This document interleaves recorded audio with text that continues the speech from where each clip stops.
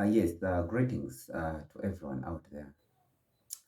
It is too sad with what is happening in our community today, and uh, and now the thing is so worse in line with the voices that are coming out. For example, look at the evictions that are happening currently. Look at those poor people. Sorry to call them poor, but look at those women who have been surviving on the streets. Mm.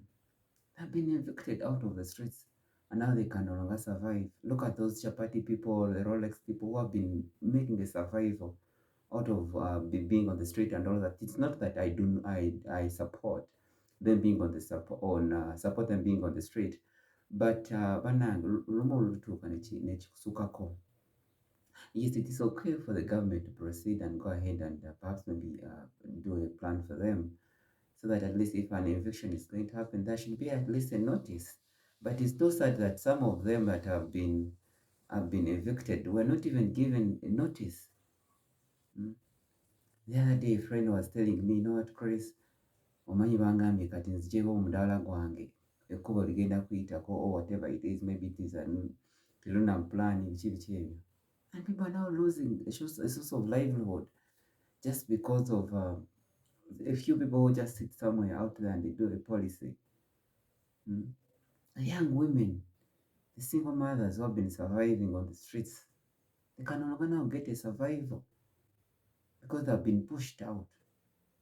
Mm. Cries are everywhere in the cities, different towns across Uganda. And the leaders are so quiet.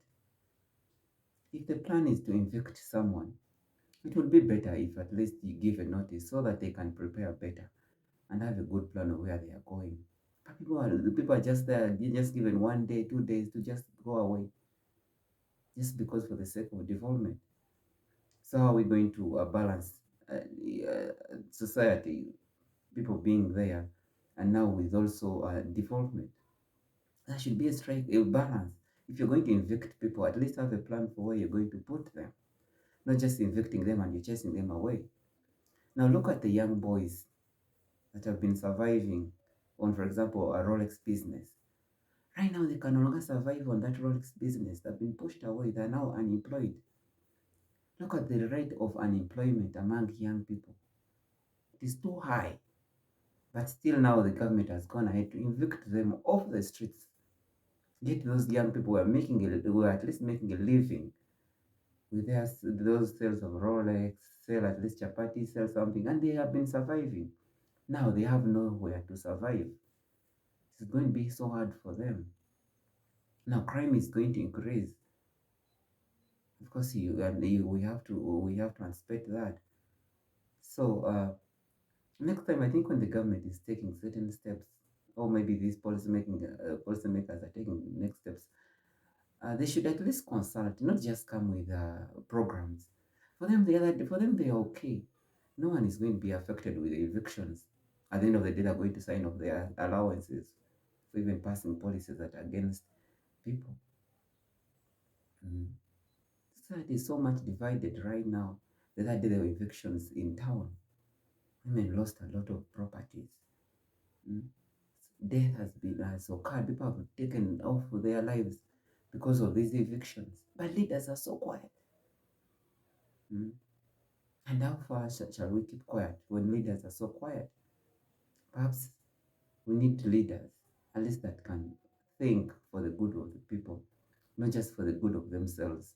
Yes, whereas they could be maybe having buildings and they want people to have to go into their buildings so that they can get tenants. But they should also be considerate to that young person out there, that single mother, that old woman down there that cannot raise the rent money. Mm. Now people do not have a source of livelihood, and and people are comfortably driving their cars, just like as if they have passed policies that are best for the people. Mm. Unemployment is now so high. Dropouts are going to be so much because now young parents, young mothers, single mothers, the fathers who have been surviving on the streets, they are going to no longer survive. Families are going to break because now the breadwinner is not going to bring something for them. So it is too sad again to mention again with these observations that are happening. and our leaders seem like they do not care. And I think next time, I think Ugandans need to vote for leaders who work for them, leaders who are passionate about them, leaders who consult them before they pass policies, laws that are against them. Yes, we want more development, but at what cost is it going to come?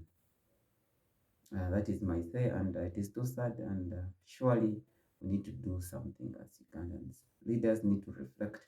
If you're going to do evictions, if you're going to take a policy, at least consult those people, not just taking policies without giving, at least even giving notice to people to prepare and live in peace. That is my say, and we will hope that we all raise our voices for the better of our country. Thank you so much.